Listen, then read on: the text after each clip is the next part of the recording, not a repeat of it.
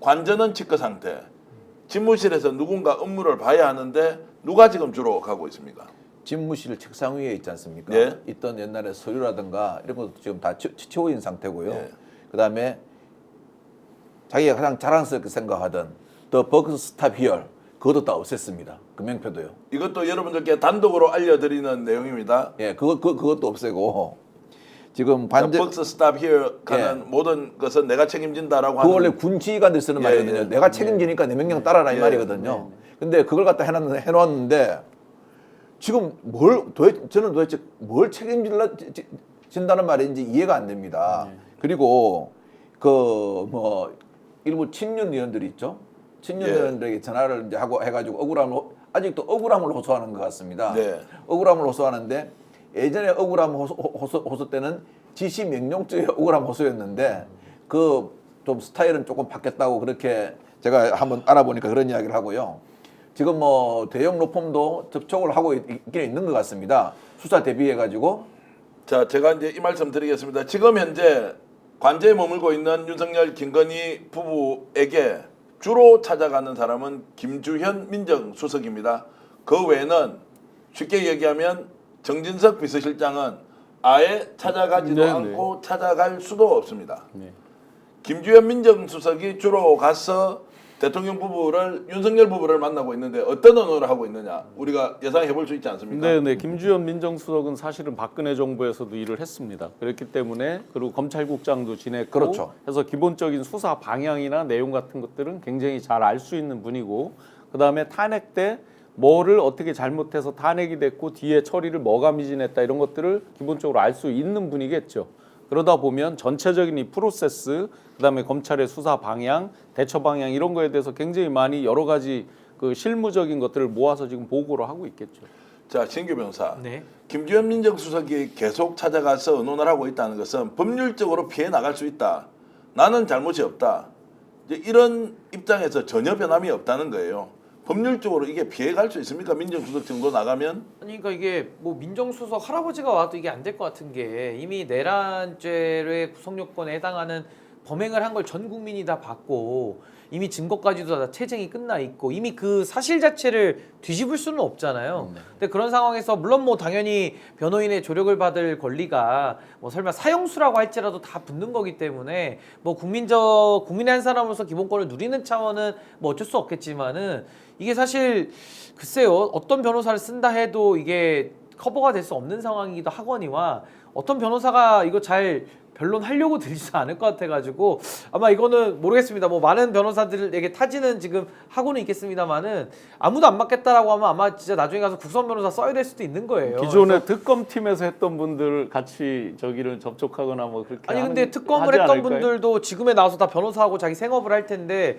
이 사건을 맡기가 매우 좀 부담스럽지 않을까라는 생각이 좀 자, 듭니다. 요 내용 계속 이야기하고 어떤 로펌에 지금 의뢰를 하고 있고 받아줄 때가 있는지 없는지 말씀드리기로 하고요. 제 오른쪽 하단에 여러분 지금 여의도입니다. 국민의힘 앞에 지금 카메라가 나가 있고요. 홍블리 TV가 저희들을 위해서 영상 송출을 해주고 계신데요.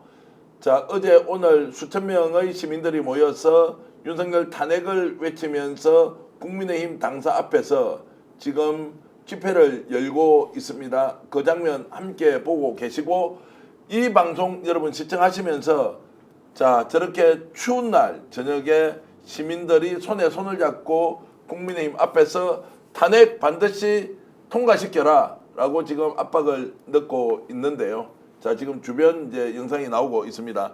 자, 지금 박한천 행정관께는 이 질문 드리겠습니다. 로펌 지금 찾고 있죠? 찾고 있는 것으로 저는 알고 있습니다. 자, 찾았습니까? 못 찾았습니까? 안 맡으려 그러죠. 자, 그래서 못 찾고 안 맡으려고 한다. 예. 그래서 이제 꼭 이제 맡을 사람들은 예. 이제 뭐 그런 말로 들리더라고요. 로펌에서 잠시 나가가지고 예. 개인 자격으로 변호사 다시 사업 등록을 해서 맡아라라고 지금 뭐 권유를 하는 로펌도 있다 그러는데요.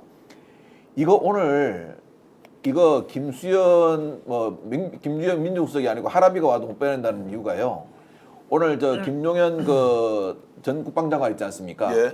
거기에 구속영장을 보면은 제명이 내란죄 및 직권남용 권리행사 방해죄 등 이렇게 되어 있습니다. 예. 네. 그리고 여기에 주요 그 중요 행위 자로 해가지고 김용현을 갖다가 명시했고요. 지시를 갖다가 윤석열 대통령부터 받았다고 명시가 되어 있습니다. 네. 네네. 지금 우리가 흔히 말하는 그 이게 지금 수사권이 검찰에 있냐 없냐를 가지고 아주 공소기각도 될 수 있다고 그러는데 직권 내란죄 및 직권남용 권리행사 방해죄를 했습니다. 두 개 가치는 선택적으로 넣기 때문에요. 이것은 구속이 될 확률이 많고요. 그렇습니다. 실제로 그 과거 이제 박근혜 대통령 탄핵 때를 한번 돌아보면 이미 이제 권한대행을 황교안 총리, 공안검사 출신이죠. 네. 공안검사장 출신이고 그 당시 당대 최고의 칼잡이라고 그랬던 최재경 예를 들어 검사장 또 그 뒤에 조땡땡 이런 분들이 예. 이제 민정수석으로 와서 다 블로킹을 해보려고 했던 거죠. 그런데 그때 당시도 못 막았습니다. 하물며 지금 내란죄가 있는 이 상황에서 뭐 몇 명의 그런 검찰 출신 최고의 칼잡이들 뭐 여러 좋은 경력을 가진 사람들이 막을 수 있다? 전혀 그렇지 못하다고 생각합니다. 지금 댓글로는 많은 분들의 의견을 김모 변호사, 서모 변호사, 서모 변호사, 강모 변호사 제가 이름은 실명으로 밝히지 않겠습니다. 뭐 서로 아는 분들이어서 이렇게 서모 개인들이 변호사는 그 서모 자, 변호사인가요? 맡아주면 되는 거 아니냐. 근데 제가 지금 법무법인을 찾고 있다는 것은 자 윤석열과 매우 가깝게 지내고 지금 의혹투성이인 사건을 무죄로 받아준 자 C라는 지금 법무법인도 있고 또 오랫동안 본인과 함께 움직였던 D 법무법인도 대한민국에서 굉장히 유명한데 왜 이런 데서는 맡아주지 않느냐라는 좀 의문이 근데 듭니다. 제가 이제 변호사 이제 개업 변호사로서 입장을 좀 말씀드리면 저게 한 두 가지가 있는데 첫 번째는 너무 저게 지금 방어하는 게 불가능하기 때문에 변호사들이 좀 부담스러워하는 것도 분명히 있습니다. 그러니까 워낙 유죄의 증거가 차고도 넘치기 때문에 이런 중대 사건을 하는 게 좀 부담스러울 수 있고 또 하나는 이게 정치적으로 판단을 받을 수밖에 없는 사건 아니겠습니까? 네. 그렇기 때문에 그 향후 영업, 그러니까 예를 들어 어떤 사건을 맡았을 때 그 다음에도 사건 수임을 또 해야 될 거 아니에요, 변호사들은. 그러니까 거기에 아마 이게 좀 지장을 받겠다라는 우려, 그 우려를 해서 이제 오히려 못 맞는 이런 것도 있고 또 하나는 이제 윤석열 다음에 이제 정권이 바뀌잖아요. 그러니까 변호사들 중에서도 뭐 얘기를 들어보면 어떤 사건 맡아달라 이래도 아 이제 정권 바뀌고 이러면은 또 그 정권과 각을 세운다고 보통 생각을 해요. 그러다 보니까 선뜻 나서서 하기가 매우 어려운 거죠. 그래서 제가 볼 때는 변호사 구하는 것도 뭐 친하다고 그게 해주기도 매우 어려운 거고 실질적인 변론의 효과를 줘야 되기 때문에 아마 그 과거에 그 행정관했던 그 최지우 변호사 네. 이 정도로 맹종하는 자 아니고서는 쉽게 정상적인 변호사들을 구하기가 쉽지는 않을 겁니다. 이 정권 들어서 특정 법무법인이 독식을 했다, 엄청나게 네. 혜택을 봤다라는 이야기 나오지 않았습니까?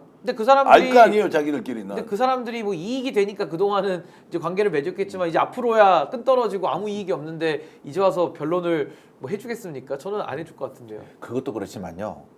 지금 이 내란죄에 대한 윤 대통령의 인식 자체가 네. 억울하다므로 꽉 차 있으면요. 네. 이건 변호사가 의뢰인을 갖다가 어떻게 할 수가 없습니다. 네. 왜냐하면 본인 스스로가 현행범이지 않습니까? 대한민국 국민이 다 본 앞에서 범죄를 저질렀습니다. 네. 네. 그리고 그 범죄의 실행을 하는 군대가 국회를 갖다 치고 들어가 유리창을 깨고 들어간 걸 대한민국 국민이 다 보았습니다. 네. 여기서 무슨 법률을 따진다는 겁니까? 박근혜 전 대통령 문제는요. 범죄의 실행 행위 자체는 최순실이라는 사람이 했습니다. 그렇죠. 이거에 대해서 박근혜 대통령이 인과관계가 있냐 없냐를 따지기 때문에 사실관계 논리라든가 법리 논리가 따질 수가 있었거든요. 이거는 그게 아닙니다. 본인이 실행을 해버린 겁니다. 네.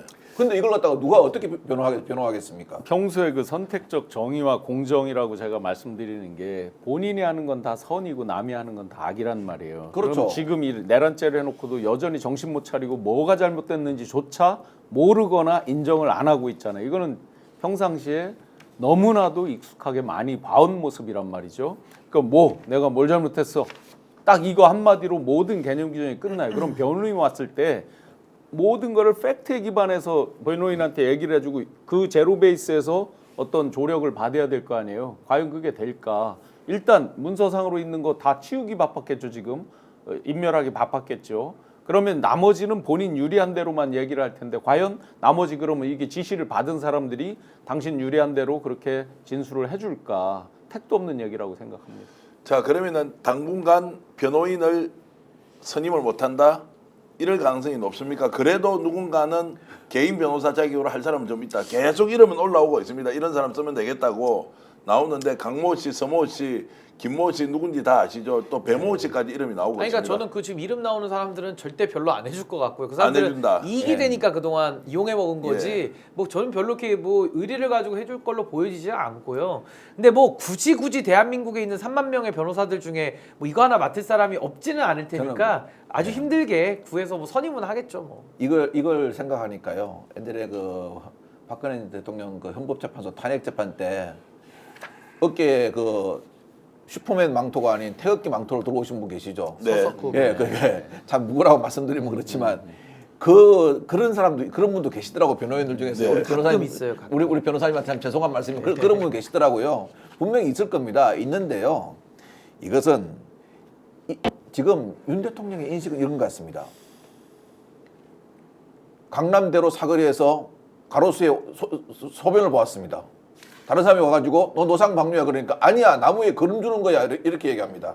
그다음에 이건 환경보호야 이렇게 얘기하면은 답이 없습니다. 네. 스픽스는 말하는 언론입니다. 대세는 유튜브, 그중에서 스픽스. 좋아요, 댓글, 구독, 알림 설정. 여러분이 저희를 사랑해 주시고 우리가 여러분을 사랑하는 4가지 방법입니다.